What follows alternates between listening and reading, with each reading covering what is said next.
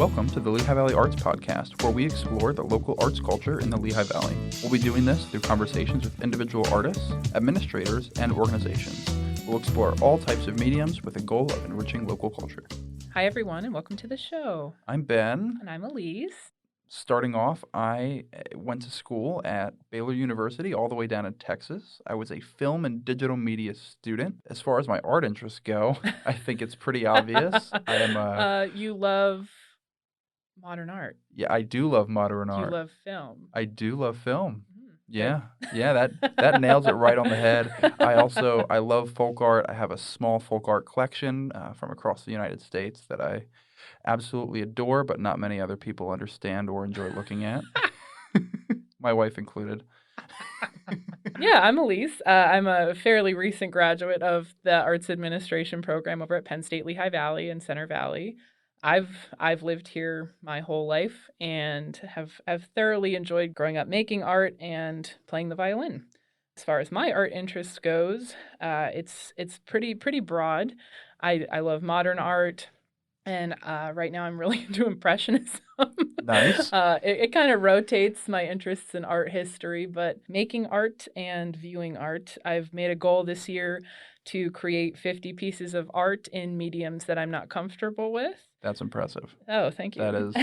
That is difficult. I'm at about 6 pieces right now, so I'm doing fairly well. You are doing well. It doesn't have to be necessarily like an oil painting, but I did a lot of collage work. Some watercolor stuff.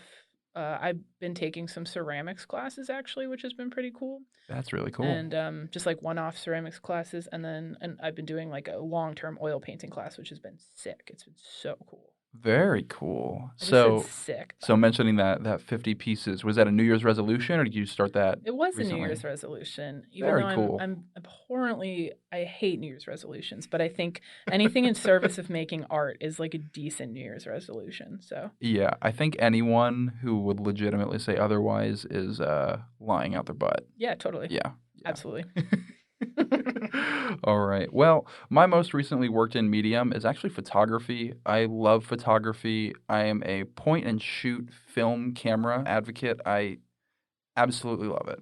I love your stuff. Thank you. I love that you're posting it on Instagram. Like, yeah. I've been using Instagram a lot recently for a lot of different reasons, but I like explaining to people a little bit of my process, and I think it helps other people want to explore it themselves. But I've been drawn to the point and shoot film photography recently just because it's quick, it's guerrilla.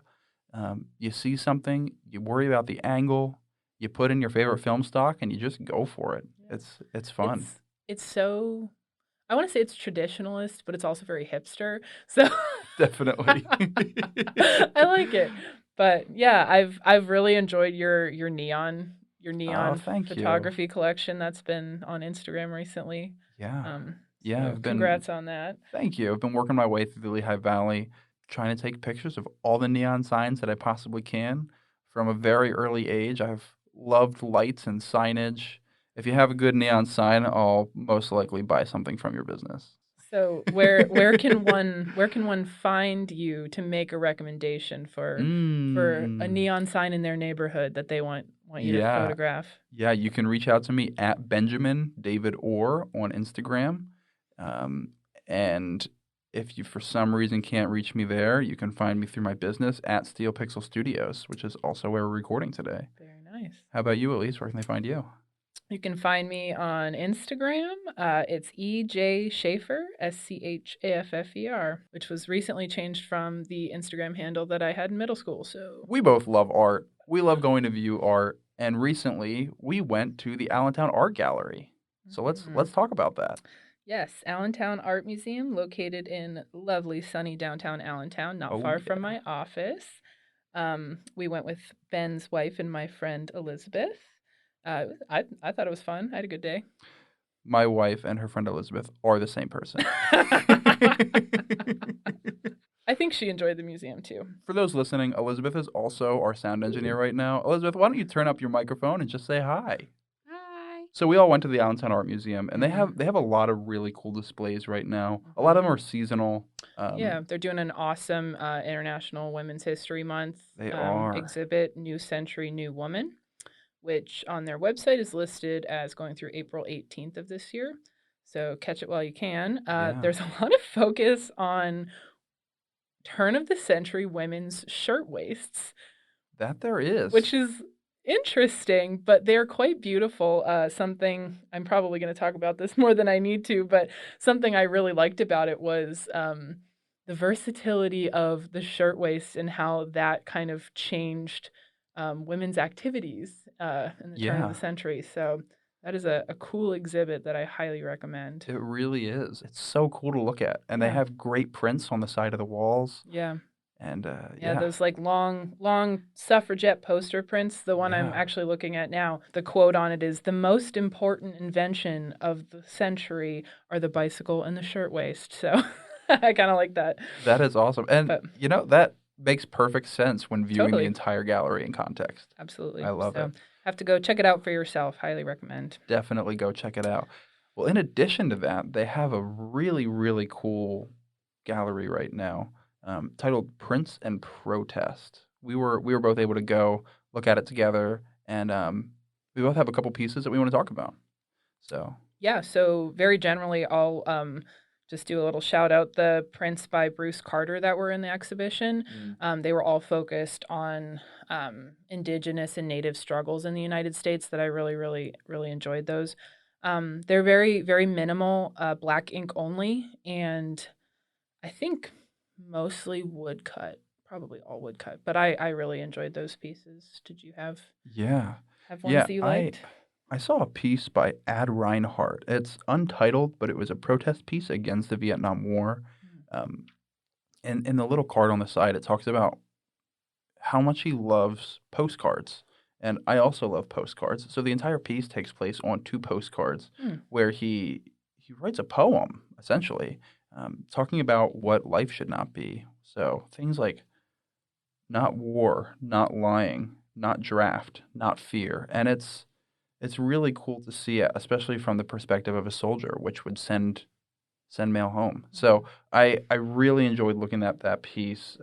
What I loved about this exhibition, the aside from the curatorial nerdiness of it, the spacing, the setup, Oh love it yeah. all. Oh It's looking at some of this stuff is so topical, and most of the prints, and I may be wrong in this, most of the prints are 50 plus years old oh yeah. that are in there, and looking at a lot of them was like, wow, this is in today's political climate, this art is so relatable. So, Yeah. They also just got a Rembrandt painting back, which they mhm. discovered and had reattributed to Rembrandt. So let's talk about that. Yes, that was I love that. So the exhibition is titled Rembrandt Revealed. It is right when you walk into the museum, that big gallery that's on the right-hand side. Um, it's you got to wait in a little line and you can watch a little video, but it's exhibition-wise so well put together. I really enjoyed it. What did you think of that? Yeah, the painting is called The Portrait of a Young Woman. And Very her, nondescript.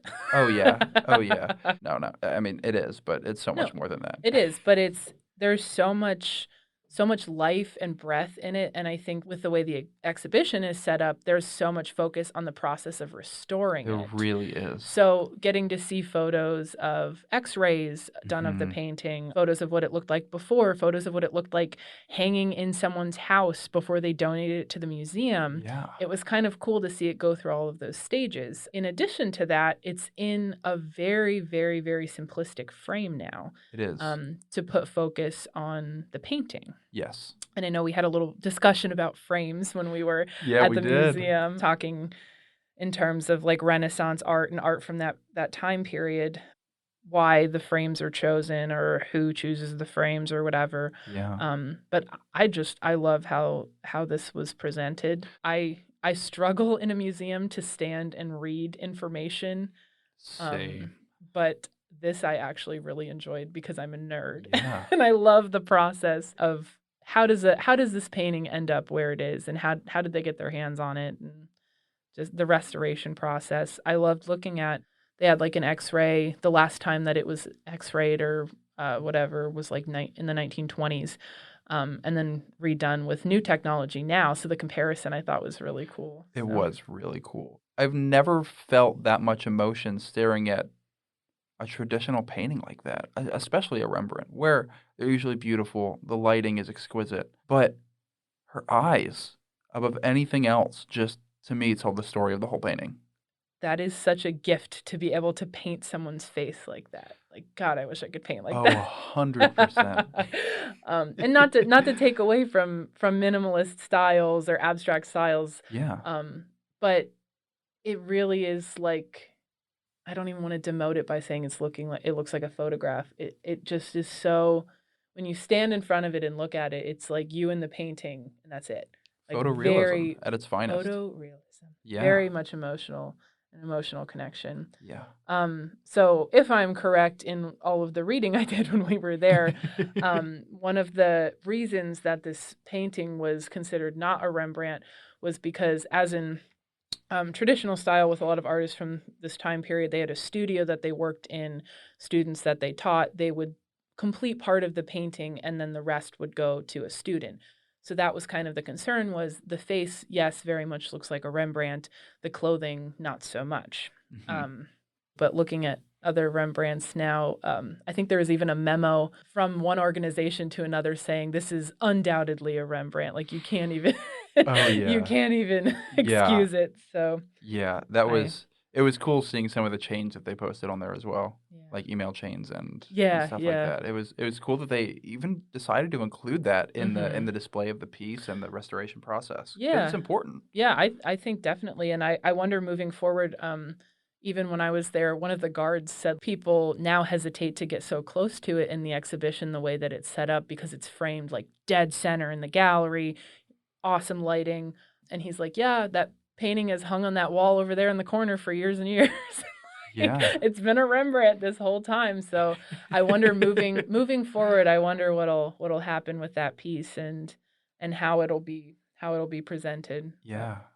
I know that it was taken away for the restoration process before I mhm. was able to visit it in Mhm. the Allentown Art Museum. Were you able to see it before the restoration process in that corner? So I had seen it. I think when the guard was speaking at the museum, he referenced like the area that was directly behind where it is. There's like that temporary Yeah. wall, so kind of directly behind. And I do remember seeing it there. It's next to one of those, that huge lifelike painting of the deer carcass, like laid Mhm. out on the fruitful, bountiful table of stuff.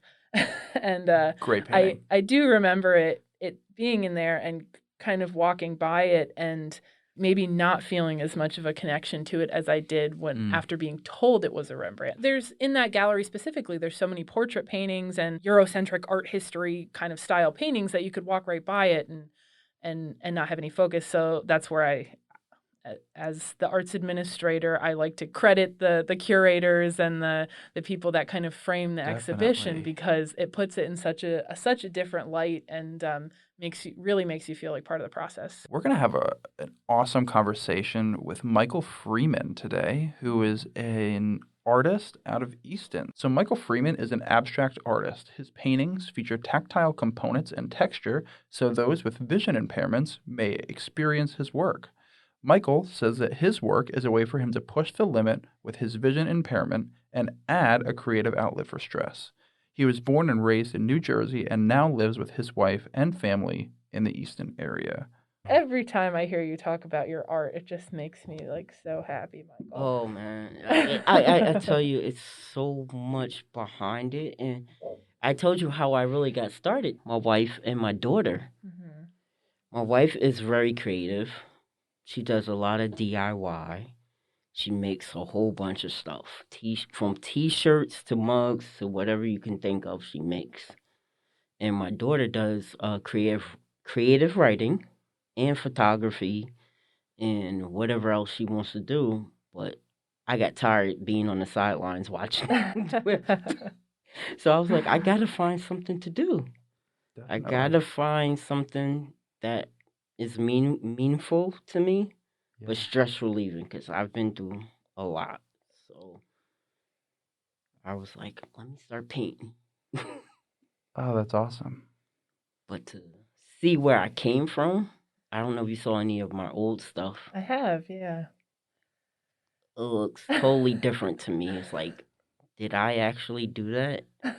Looking like nothing but squiggly lines and Well, I don't think you should knock your old stuff. I think that becoming an artist and kind of falling into your style is very much a process. okay. You ever see like I think it's Picasso at the age of 14, he has these extremely elaborate, beautiful oil painted portraits, and then by the time he's in his 70s, it's hmm the Picasso style that you're Yeah, used to seeing. yeah, That doesn't make that his artwork from before his very popularized style doesn't make hmm it any less, right? yeah.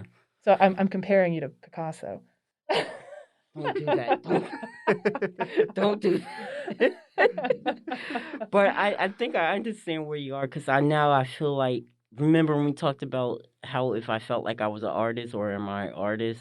Yeah, absolutely. Now I feel like I'm an artist. Oh, I love that. I'm glad Now that I feel like this is what I should be doing full time, but I yeah. can't. But this is what I feel like besides the art, is helping others to really understand people with disabilities and letting kids and people know just don't settle for what people tell you you can't and cannot do. That's awesome. Absolutely. Because if I can do this and I have the vision problem, which is tunnel vision, but also partly colorblind, where I can't see all the colors when I'm doing it, and then it comes out, you see it in the light, and you're like, oh, okay. Anybody can do anything. Yeah. So that's Absolutely. that's that's how I see it. That's awesome. Yeah. I think that's a big question for me and for artists that I work with Mm-hmm. is at what point do you start to identify as an artist? So, Mm-hmm. for example, I grew up playing the violin. I don't consider myself a professional violinist, even though That's funny. by standard I I used to could. play the violin Oh, no way. a long, long, long time ago. I used to try to play the violin. I just couldn't get my fat fingers to do the thing. That's why I went to drums. But yeah, I think a big part of it is how do you identify as an artist or how do you identify as a creative, and at hmm what point in your career hmm do you decide that? I think it's objective, isn't it? Yeah, I would agree. Very objective to the audience, that people that see your work, and I believe it's how you feel yourself. You're self-conscious, and you know, I grew up having very low self-esteem, probably like tons of people in this world, and but after a while, how do you feel comfortable in your skin and your art? And Absolutely. whoever sees it, that's why at first I never named my art. Remember how you always guys were like, "What's the name of this?" and what? I couldn't tell you because I was like, it depends on who is feeling or seeing what it's speaking to you. So it's very objective. But as for Yeah. selling, I guess for somebody to have a name to put to it, I guess is important. But I'm like, how can I'm thinking of thousands of names. I'm like, Jay, my wife, what would you call this? Or my daughter, Asia, what would you call this? And stuff, because I don't see a name for it. Yeah. I think it's just very objective. When I was creating it, it was a lot of emotions, a lot of things. We Yeah. were living, going through COVID, then we were living through the Black Lives Matter, and then I was dealing with myself and trying to, you know, I grew up very different, learned different backgrounds. Yeah. You know, my grandfather was part Jewish, my grandmother was Cherokee Indian. Uh, my grandfather called us mutts because we were full of different backgrounds. So I don't know why people say nowadays, you know, I belong to this race, I belong to this. We've Mm. all come from all Yeah. types of backgrounds. What do you think, Ben? Yeah. You have an art degree? I do. I often have a really, really hard time naming pieces. Okay. But I find that they get easier in a specific context. So if I'm posting a new collection of photos, I Mhm. usually find it a little bit easier in the given context. Okay. When I'm looking at one single photograph, Mm-hmm. it's near impossible for me to come up with a name. But yeah, that I think it really does help context. And if you as the artist are putting a collection together, Mm-hmm. you're bringing a little bit more context to the viewer as well. You're saying, Mm-hmm. look at how all of these individual pieces talk to each other. Mm-hmm. What do you think they have in common? Mm-hmm. Here's a little hint. Yeah, I'd love to get into talking about the virtual art show that you're kind of putting together. Yeah. So that's obviously a huge impact on visual artists, performing artists is how do you display, how do you share your work in the Yeah. time of COVID? How has this impacted you? Yeah. So when I first met you, which was closer to the beginning of the pandemic, Yeah. you were just about to have your first in-person art show. Yeah. And And that kind went of crazy. kind of crazy Yeah. and fell apart a little bit, and then we got into the pandemic and inevitable everything Yeah. goes virtual. So Yeah. Michael has been working with Mimi, who Yeah. is involved with JuxtaHub and the Autism Yeah. Society, on creating a 3D modeled virtual art show. Um, so I don't know. I think seeing your work in person and seeing it in the virtual sphere is a totally different experience.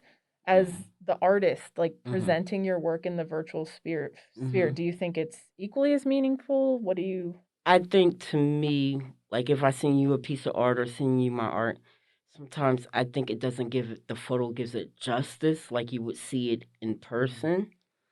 But I think the virtual gallery gives you a look of what the possibility, what the art looks in person. You can't touch it, but it's just weird. But she really did it, guys did a really good job and really brought the paintings to life. So when you first brought in this piece, Mm-hmm. I was looking at it and you're like, no, go ahead and touch it. Mm-hmm. So I know that that would be lost for a Mm-hmm. virtual art show. Is that Yeah. something that you are okay with as an artist, or do you really think that's part of the experience of viewing one of your pieces? Like for right now, it's cool because it's helping me get myself out there and people recognize and Yeah, see my artwork. But then when we get to the opportunity where they can touch it and feel it, I think it's going to be even more impactful. definitely. Yeah, and your work is tactile for a very specific reason, correct? Yes, it's because of anybody with a vision impairment like myself, which I have tunnel vision. Which tunnel vision, I don't know if you know much about it. It's like I can't see on the side. I have no peripheral vision, so I'm like looking like blinders, like a horse has when you ride a horse with the blinders. But I have very limited vision, looking really straight. I have 20/20 vision, looking straight. I'm perfect, but on the sides, it's not there.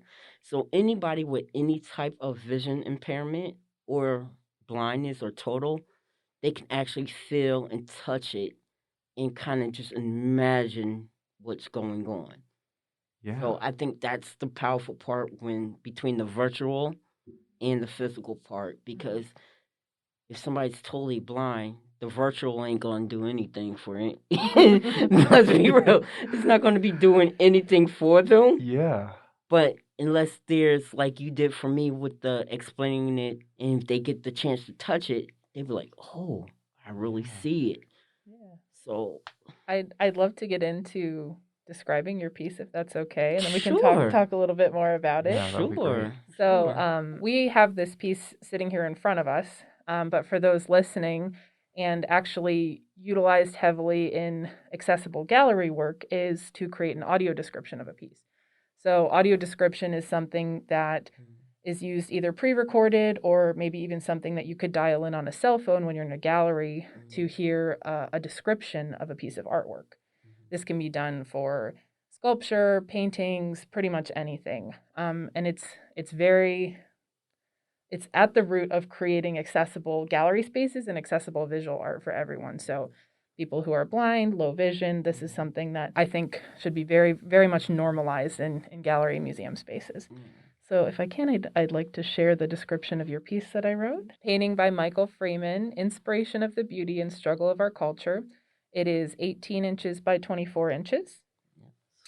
It is an abstract painting done on burlap canvas. Michael's work is created with a technique called pour painting, in which the artist mixes the colors beforehand and instead of using a brush, pours the paint over the canvas. The main colors in this work are a mix of orange, yellow, white, red, and a shimmery gold, with a spattering of black paint on a medium brown background. The layer of paint on the canvas is thick and poured in such a way that it creates texture when dried. Throughout the piece are small black beads pushed into the thicker sections of paint. In the general center of the work is a piece of rope embedded in the paint that is twisted and knotted into an abstract shape. Parts of the rope are stained red, and the ends of the rope are frayed.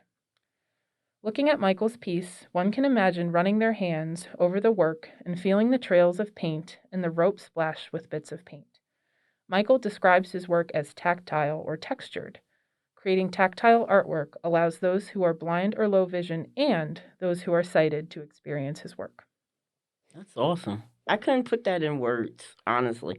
And I think so many people are gifted, like you. You're gifted in saying that piece because to me, if I closed my eyes while you were saying that, I could actually see the painting. That makes me happy to hear you say that because I think creating audio description is something I'm fairly new to that Mm-hmm. I've embraced in my accessibility work and my Mm-hmm. advocacy work, but it's something I find really difficult because you don't always get to have these one-on-one conversations with the artist. Yeah. I couldn't call up someone Mm-hmm. that made a piece that's in a museum. I couldn't Mm-hmm. call up like Mondrian or something and say like, "Hey, did you like my audio description? Do you think it encompasses your work?" But I think that's what's so cool about doing this kind of work with modern artists is that I could call you on my phone today and say, "Hey, Michael, like I wrote this for your piece. What do you Mm-hmm. think of it? Do you think it fits?" I think it's very impactful because you got to remember in this day and age that we live in, it's totally different back in the day. Yeah.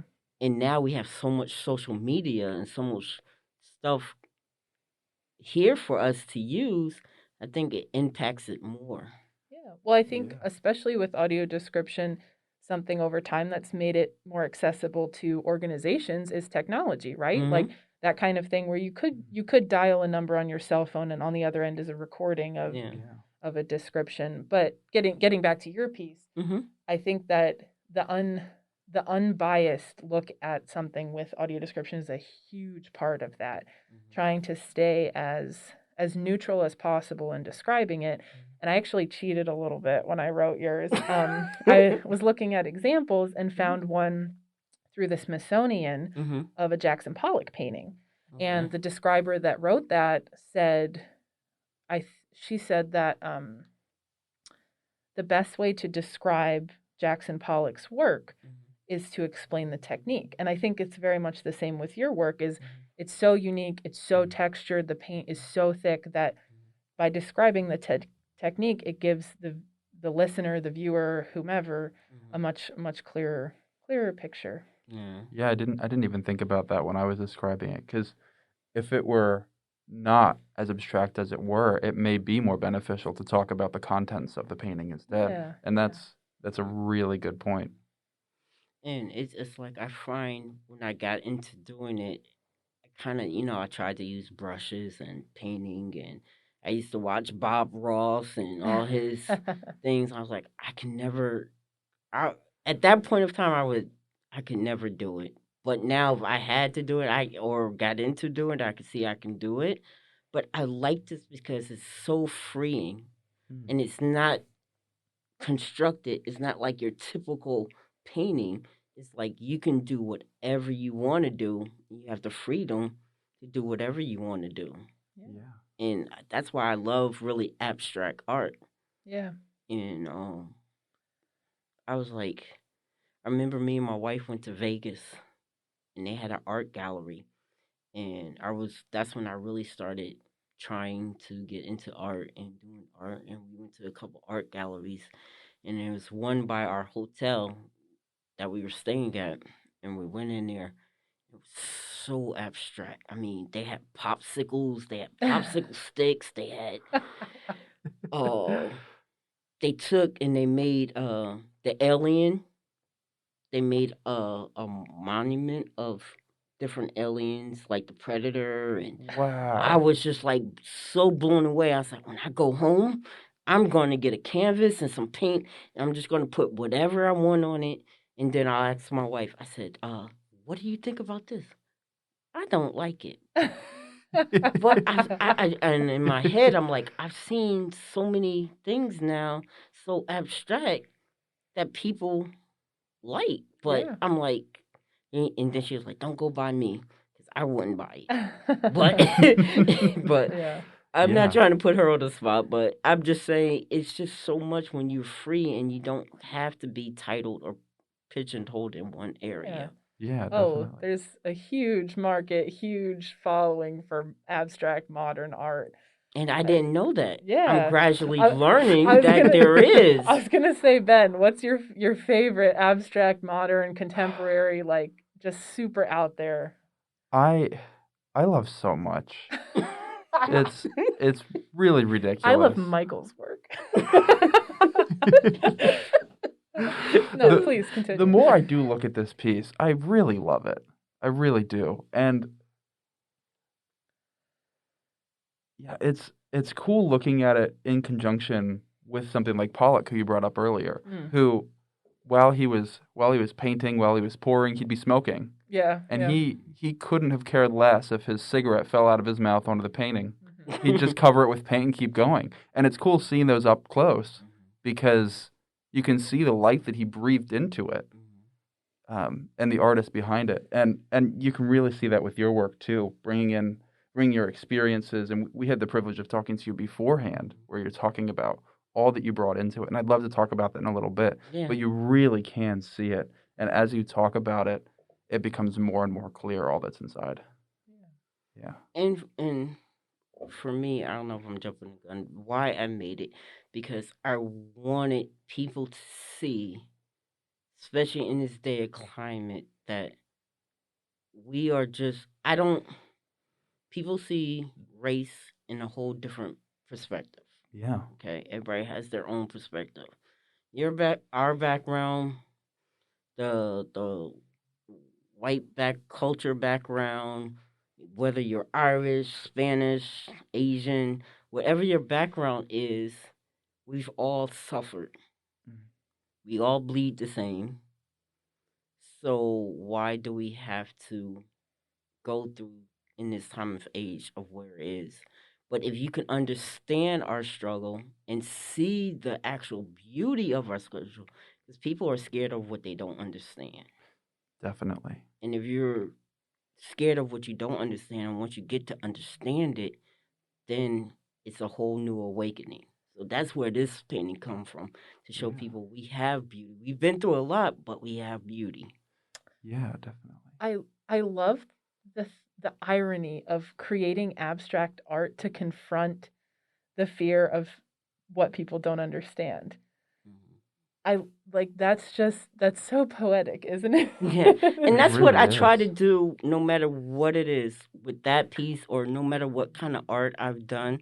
I just want to push people's limits of thinking. Yeah. Think out the box. I'm starting to think more out of the box, but I want you to think out of the box. You know, how would Yeah. you feel your background? Everybody talks about the Holocaust. Hmm. Now, I can't do a piece of the Holocaust because I don't know a lot about the Holocaust. I know they went through a struggle just like my background is, Mhm. but I can't identify it with it. So if somebody did a piece of the Holocaust and then did the description of it like you did, Mhm. and then I can see it, feel it, touch it, then I would get a better understanding. Yeah. So that's what I'm Definitely. trying to do with that piece there. Yeah. And I find this piece so emotional, and I think there's such a, even in the title, or if someone had spoken to you about the artwork, looking at this piece, so colorful, so beautiful, and there's very much a stark contrast with a red stained rope in connection to the beauty. And that is so emotional, such a visual way to represent what you're talking about, almost to the point where if you're looking at this and you know the title, is it abstract? Do you know the meaning Mm-hmm. immediately looking at it? Mm-hmm. And just one of the many things I love about this piece. Yeah. And the beads. the beads as representational bullets. That's Yeah. such So a so great. what I with that I wanted to add something because you can see some of the other beats that look brown and stuff. That's more of the beading. Those are some representing some of the beading in Africa and some of the beauty of their bracelets and necklaces and some of their fabrics and some of their colors.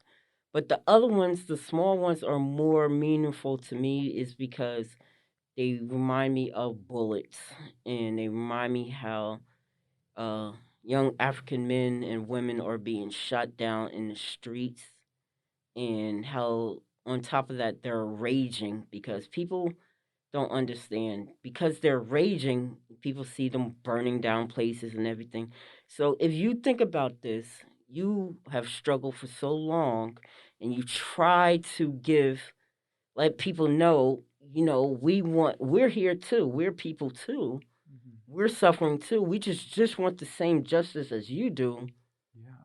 but we're suffering, so we're gonna uproar. Yeah. So we can't do nothing but uproar and get your attention. We're gonna get our attention, but that's what the beads are mostly, is to Yeah. represent the bullets, Yeah. you know. But it's like you said, it's very emotional. Yes, yes. Definitely It's is. very I think actually might have cried when after I did this piece, Yeah. because I didn't know exactly where I was going. Mm. I get a thought in my head and I just go start getting thoughts. Yeah. Turn some music on, get thoughts. you know, Yeah. that's my process of painting. You know, Yeah. Yeah. When working on this piece, was there a specific idea and or part of it that came to your mind first that then spurred on the rest of it? the background, basically the colors, the browns, the outlook of it, and then as I start doing it, I was like, hmm, okay, the colors mean a lot. The color stands for a lot.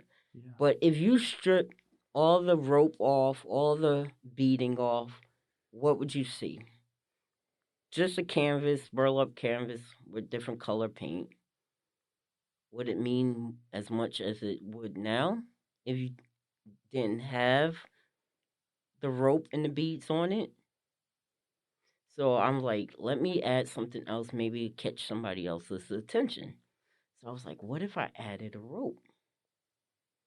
Added the rope, and the one being in knots is being tied up. Mm. The one that's free is, we were set free, but we were still oppressed. Yeah. So now add that. I said, that gets your attention. But then what if I add beads to it Yeah. and showing the different beauty of beading and culture of it? But then also add the black beads where we've been shot so many times and have no justice. Yeah. So that means more powerful than just a plain background painting of different colors. And then if you look at it, like I look at it again, I see something new every time I look at my paintings.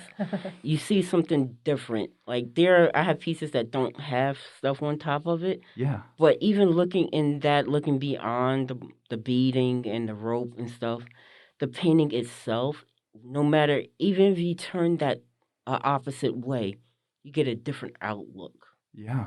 You get the painting itself. My parents, they come, they love my art, they look at it and they see faces, they see people, they see images, and that what I like to push people to think. So you see that painting behind that rope and stuff, you'll see different images. You look hard enough, you can see maybe that's somebody dancing there, or there's a face there, or you know what I'm saying? So I like that as Cool. well. So I do want to talk about your process because Okay. I think that especially with abstract work, it's very interesting. We talked hmm about Jackson Pollock dropping hmm his cigarette ashes on the painting, and I'm not saying that's what you do, Oh, but I made enough mistakes, and sometimes my mistakes on the painting, I'll come back and look at it. It fits perfect, but yeah, you will never know. I will never, Yeah. yeah, I've made plenty of mistakes, and I can pinpoint mistakes I felt like are mistakes to me on that, but it goes so well with it. I don't look at it. I don't see it anymore. But like you said, my process. So my I guess my typical process is going get them cabinets, going into my garage. Mhm. I guess just turning on some music, whether it's jazz, R&B, rock, or whatever type of music I want to put on. And then going to where I'm getting, my paints and stuff and doing the paint. I go and I get Floetrol. I don't know if you know what that is. I don't. It helps the acrylics and the paint run smoother or smoothly upon the canvas. Mm. So I incorporate that too, or I also buy already poured paint where I just Gotcha. mix the colors together. So to create that more like liquidy The flow Gotcha. of the paint Interesting. on the canvas. Perfect. And so I'll start pouring it on the canvas, or I'll take a cup and I'll do it, and they call it what do they call it, a sloppy pour paint or something like that, because I have paint all over the place. My garage is my wife is probably gonna flip out, but she doesn't bother me because this is my space I have. That's your creative process. But Yeah. it's paint all over the place. But just turning and putting the paint on the canvas, and then as I'm putting the colors down, or if I want to add something to it while it's on the canvas, pushing it into the canvas, and then just taking the canvas and flipping it directions. That's really my process. Unless I really want to add a tool or different texture or Yeah. But most of it is just flipping the canvas. Yeah. Honestly, that's my process. It's nothing special. It's really not. Don't say that. To me, it's nothing special, but it's just flipping the canvas different directions and Yeah. letting it flow, and then just looking at it. Well, if I turn it this way, where it's gonna go, and just to see the different directions where the paint flows and goes, it's it's relaxing. Yeah. And then once I do that, I actually seal it. I use acrylic spray, varnish or finish, to seal it, and then this is probably crazy to some people. Some painters use torches just to torch the paint a little bit. Yeah. I really go over the whole canvas with a torch gun, Oh. a hand torch gun. So by me doing that, that's sealing the paint, but that's making the paint more textile. It's more Yeah. pulling it together, stretching it apart. That's the fun part, when it's stretching and closing in, and then you feel it and you get the roughness because it's starting to warm up and seal with the sealer. Yeah, very and blistery. Yeah. Yeah. And people say, why would you catch on fire? No. It doesn't, because you're not putting it on the canvas, but you're going over it lightly, but you're sealing it and it's forming together where you have that texture. And then once I'm done, I come back and I hit it with a heat gun. So after I spray it, I torch it, and then when I hit it with the hot gun, it's kind of really sealing it, finish that look, what you have in the background there. Yeah. That's pretty much my process. Besides letting it dry, and some paintings take longer than others, but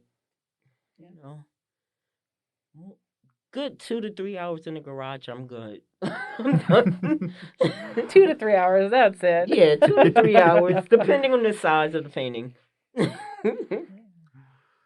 Like, I'm ready to push myself to do a bigger canvas. Like the bigger canvases that I have down at the art establishment. Yes, I've seen those. They're beautiful. Yeah. So that one, the biggest one I've done is 36 by 48. I want to push myself now. I want to go bigger. I want to go 48 by 48 or something bigger. That's awesome. You can do it. I like pushing my limits. This is why I like painting too, because it pushes me out of my comfort zone. Yeah. Yeah, definitely. Well, earlier we were talking about your journey to the point where you are now. expressing your calling to be an artist full time. Mhm. What has that journey looked like for you, and how has that gone alongside your stylistic journey so that when you look at your paintings, what makes them yours outside of just you're the one that did them? My struggle, my background. I come from a very oriented Christian background family. Um, but besides that, people that you think that are supporting you, and you think it's your family that are supporting you, and they're really not. Um, being I'm being very open and vulnerable right now, but this is my process of also going into art. Being mentally and physically and sexually abused as a kid was very hard for me to handle because you're was always don't talk about this or don't talk about that or getting you're not smart enough like we talked about earlier or being you're disabled and you can't do this and Mhm. being treated with hand gloves and kid gloves and people not taking you seriously and everything. So basically with my artwork when I do it, you're getting all those emotions put out on canvas. Mm. So all that abuse and feeling and talked about and put down, all that is on my canvases, all or on my work. So that's what you see. Yeah. That all the frustration of seeing the news and things, and that's where you got that. Yeah. But mostly that's really where all my artworks come from. I just find myself just putting it all on canvas instead of doing something different that won't help. Sure. But and then being able to deal with it and going through therapy, being abused and beat up by family members and stuff like that, and just seeing a lot of death growing up. I've seen death at a very young age. Oh, sorry, my phone. That's okay. um, but in just dealing with that, Yeah. and being feeling suicidal Mm. at times because of it and dealing with that. And I just really want people to see all that in my art. You might not know the whole story, but I want you to be able to feel me and see my artwork and see the struggles and see the good times and see the bad times of what I've been through up to now. Mm. And now, as you see some of my paintings, I don't know if you've seen some of the newer ones, they're more brighter, they're more fluent, they're more like, ooh, okay, more colored. That's when I start adding in the glow in the dark, and because I'm in a better mindset of where I used to be, and now I'm just expressing that now, Yeah. you know. That's beautiful. Yeah. So Thank you very much for sharing that. yeah, so that's Yeah. that's really what you see in all my work, all that frustration, all that pain. People say your pain pushes you to your goal in life. I guess. I would agree. Yeah. I would too. Yeah, and it's your work is so uniquely you, Michael. I know we're joking Mhm. comparing it to Jackson Pollock or Yeah. whomever, Yeah. but your work is like I saw it sitting at the art establishment the other day. Oh, Mhm. that's Michael's. So immediately, oh, that's Michael's work. I know Michael's work. Like it's you very much crafted a style for yourself, and it's beautiful. All of your work is just And that's what I fantastic. want to do because I look at other artists. I don't. I read on some of the artists. I don't know all the artists, but uh, I want to create my own lane in that where people, like you said, oh, that's Michael's art. And I tell people have asked me, can I have that piece? I'm sorry, I can't. It's one of a kind. I can't recreate that same piece. I can Yeah. use the same colors, but it will never be that same piece. Yeah, that Yeah. makes sense. So you will never get a a same piece from me, Definitely. no matter what colors there are. So I like that. I think that's a lane for me where I can only do this. And I can't recreate it. Now, you want that piece, I can do images of it, posters and magnets and stuff, but I can't do create that canvas for you. I can never recreate that. I could try to, but I can never recreate that. Yeah, and I don't think you should.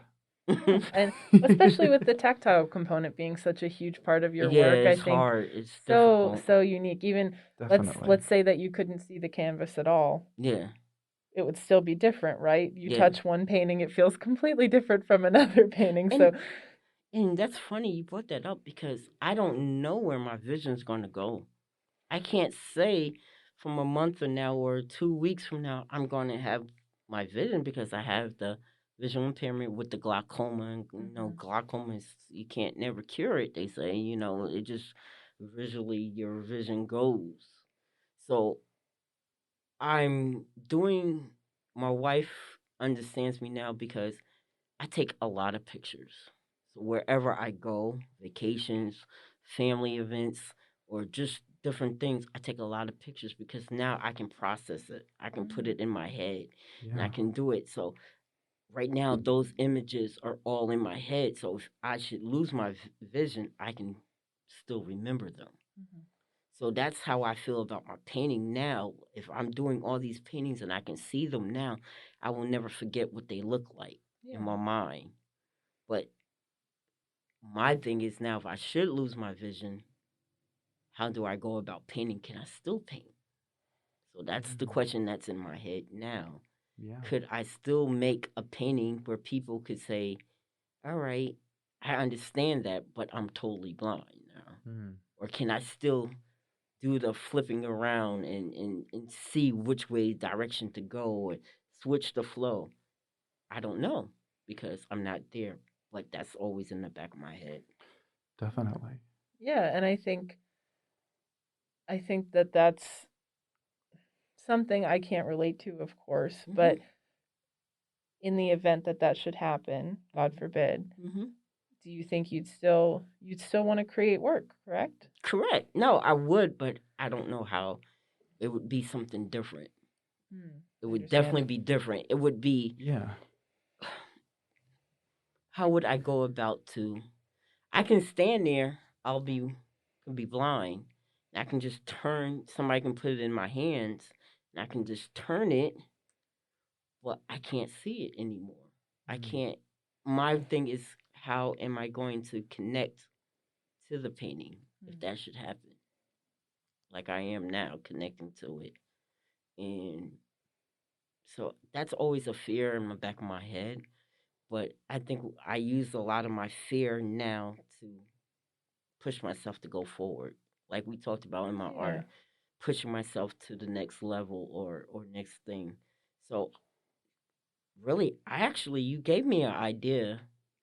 I think my next painting, besides from what I'm working on now, I think I'm gonna blindfold myself Oh. Wow.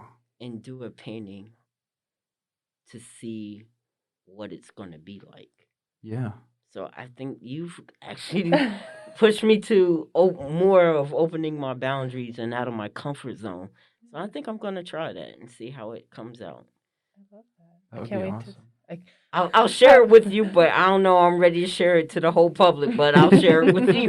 I'll say at least Ben, here you go. well, I'll write a description for it, and we can look at it and pick it apart. I'm excited Yeah. to experience that. But the main thing with the art, I want to inspire people.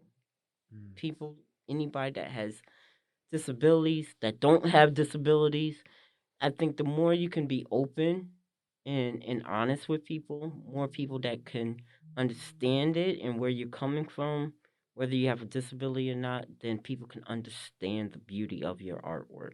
I Mm. think people can understand. I think people, if they don't understand it, they're scared of it. So I want to be able to influence young people that have disabilities. I want to influence kids that don't have disabilities, to understand kids with disabilities.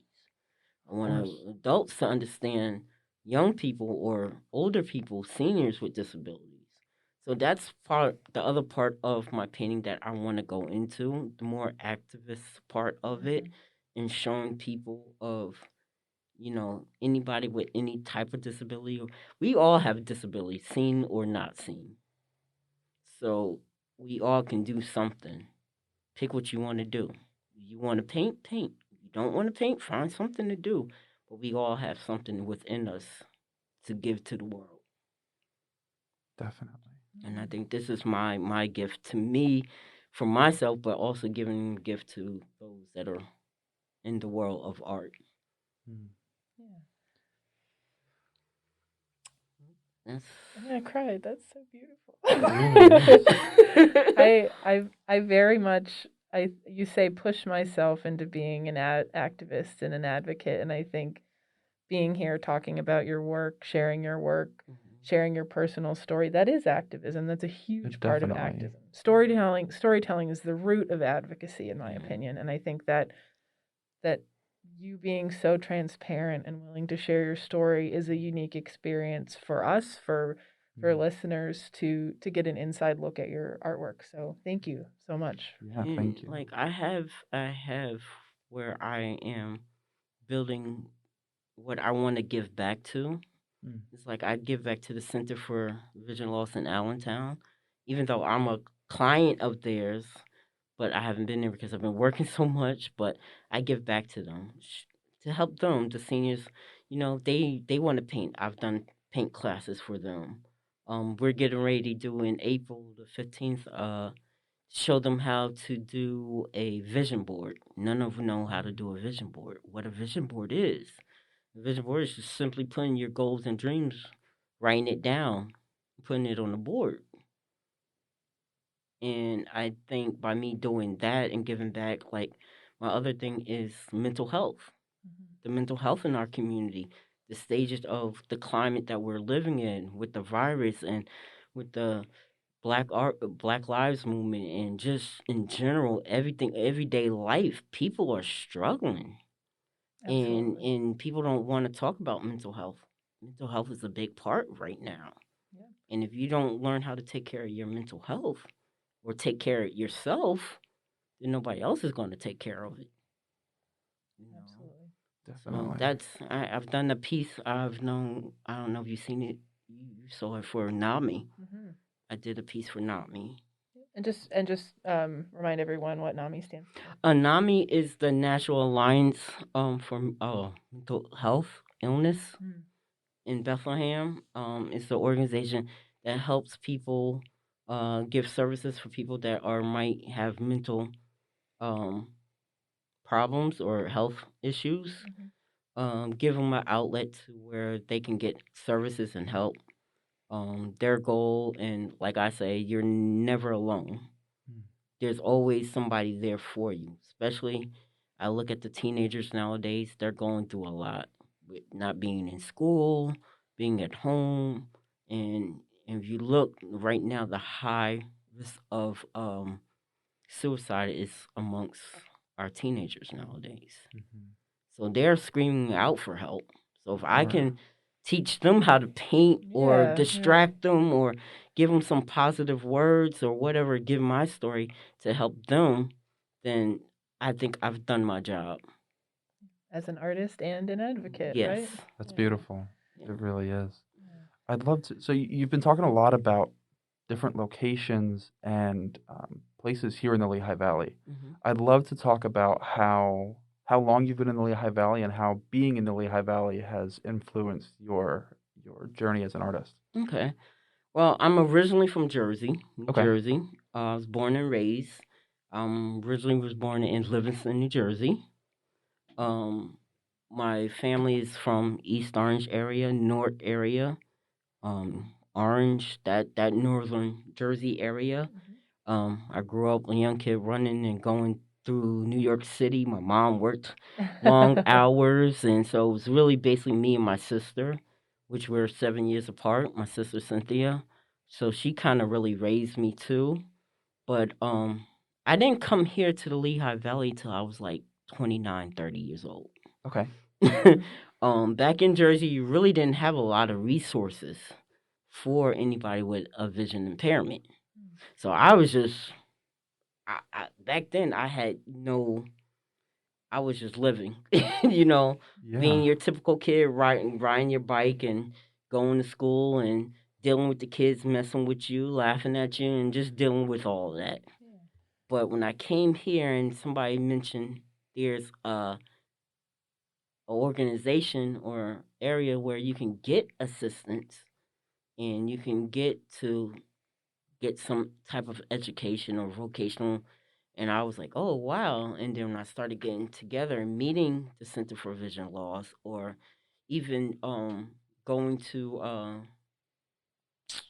the independent living, Oh, the Center for the Independent Center Living. for Independent Living, I didn't get into it as much as I did with the Center for Vision Loss because they had more of the groups, activity groups and stuff.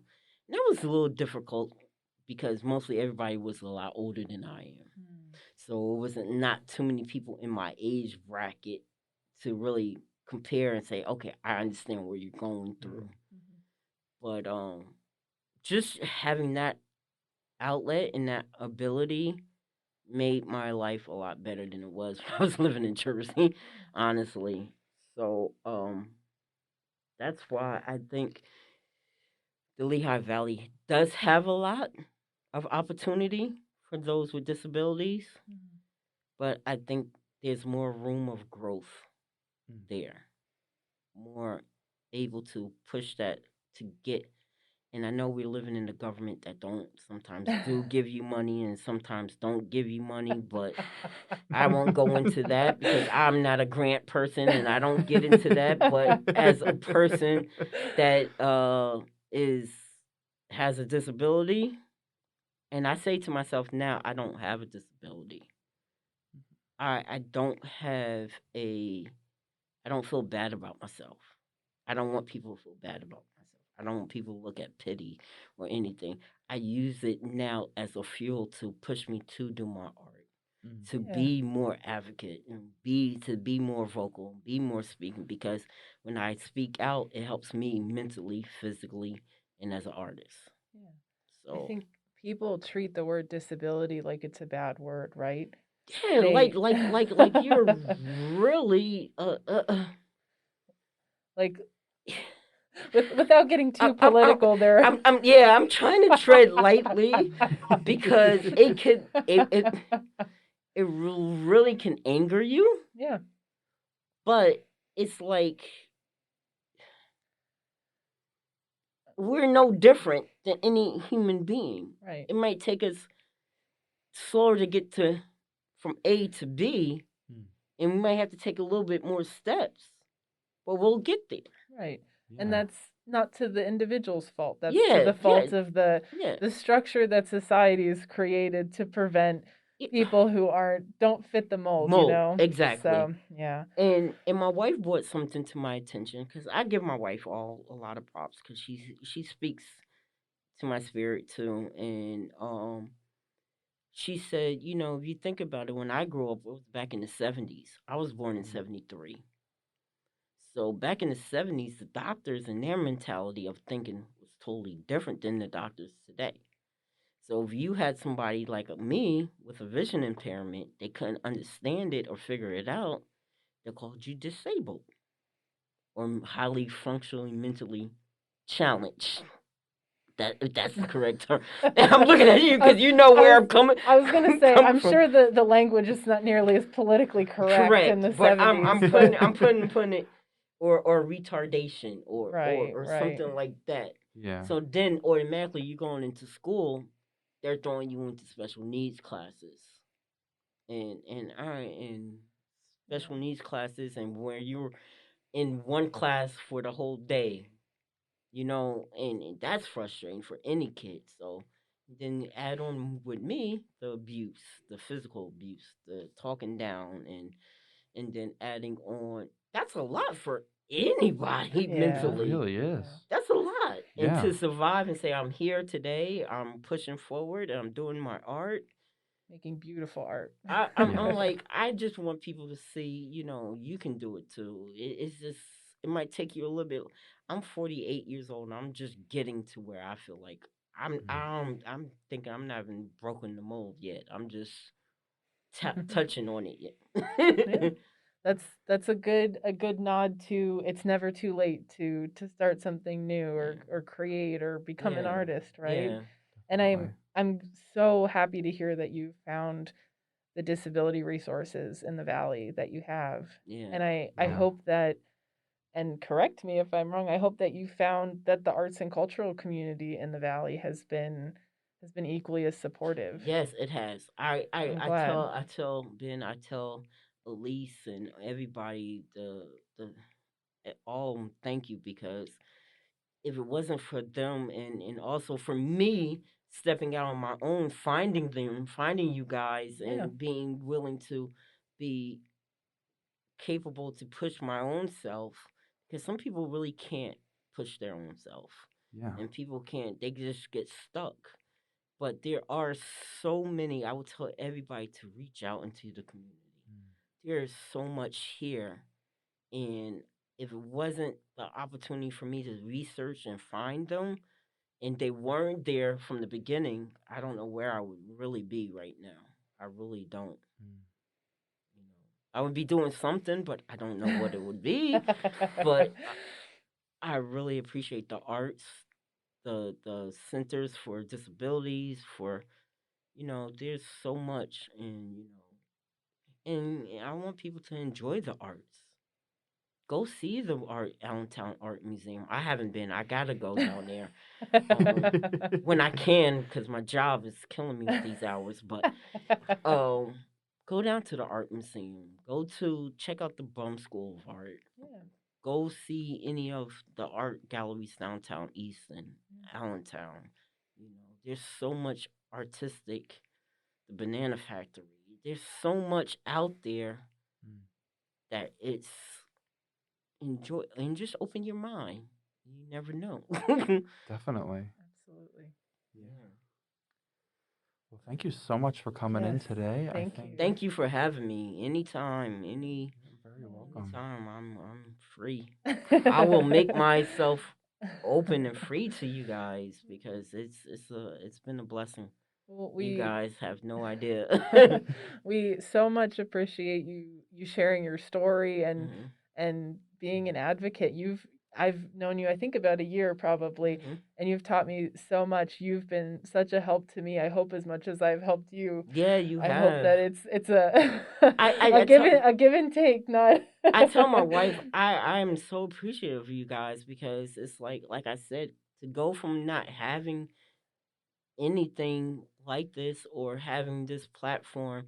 That's why I'm like, I'm gonna do everything that I can to give back, you know, to get open and to let people know, to be open to look at any platforms that you have, or anything that, you've gone through, to help others, because this is the only way we're gonna get through anything in this climate of world. You Yeah. know. And Don't be afraid to be open up.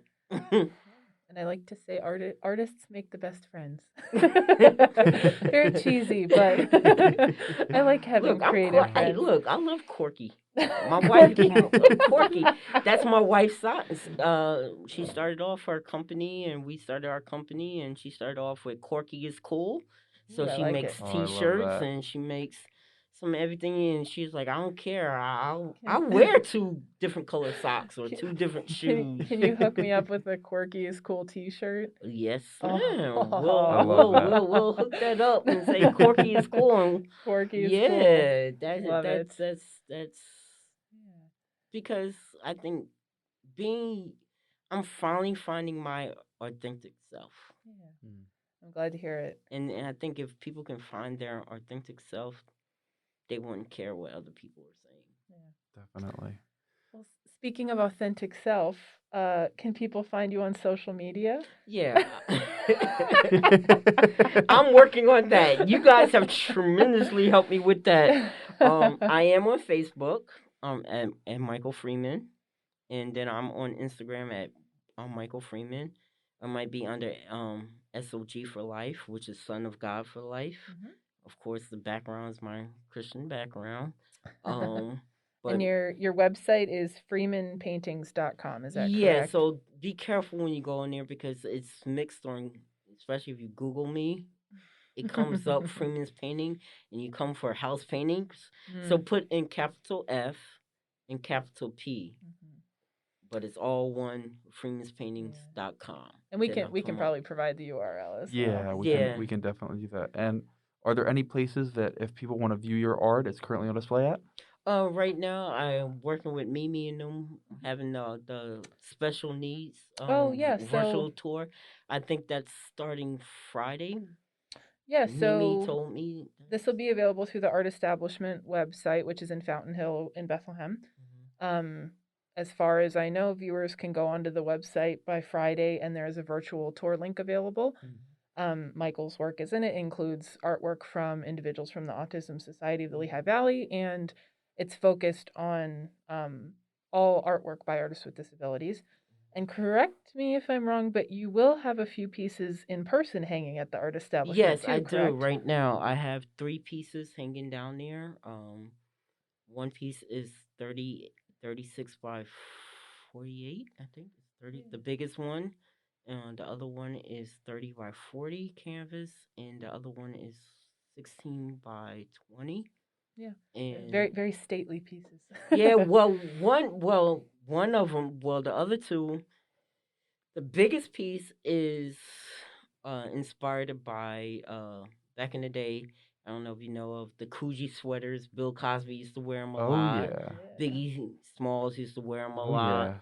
So that painting is uh inspired by them guys and the sweater and stuff. So it's very colorful. Oh, I have to check that out. Yeah, have to head over there and check it out. And then the other one I have there is a 30 by 40 painting, which is a graffiti piece I've done. Very cool. It's representative of me growing up in Jersey, in the New York area, seeing all the graffiti art and stuff. So, and part of that painting does glow. Not all of it, but part of it does. So you Very put cool. that under a black light, UV light, you'll see some weird things in there. Yeah, no, And, that's awesome. and then the other one I have is called Red Golden. It's a mixture of red and gold paint on a canvas. So Very cool. check them out when you get a chance, and Definitely. see them. And then plus the virtual art steps, virtual art tour that Mimi helped me put together. Trying to get that now to be put on the website and see so other people can see it. So people can view virtually and in person. Yeah. That's awesome. And for those listening in the future, that will be available Friday, March 19th of 2021. So. But that's where I am now, and trying to find something else to do to get involved in. Well, thank you very much for coming and being involved. Thank you for involved having with us, me. Thank you. and for sharing your story and for sharing your artwork. No problem. I appreciate it. Joy is a blessing. Thank you. I tell everybody I love meeting new people, Ben. Once you get going, man, sky's the limit. You need any artwork or any help around here, call me. Oh, I definitely will have to do that.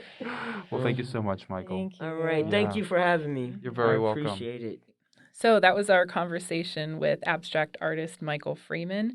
I think he had a lot of great insight into his artwork and his advocacy work. So thank you, Michael. Yes, thank you, Michael. And on his way out, he mentioned that he forgot to say that you can buy shirts and magnets and all sorts of things involving his art from his website. And just so that we have it again, it's www.freemanpaintings.com, and you really can. There's a bunch of really cool stuff in there.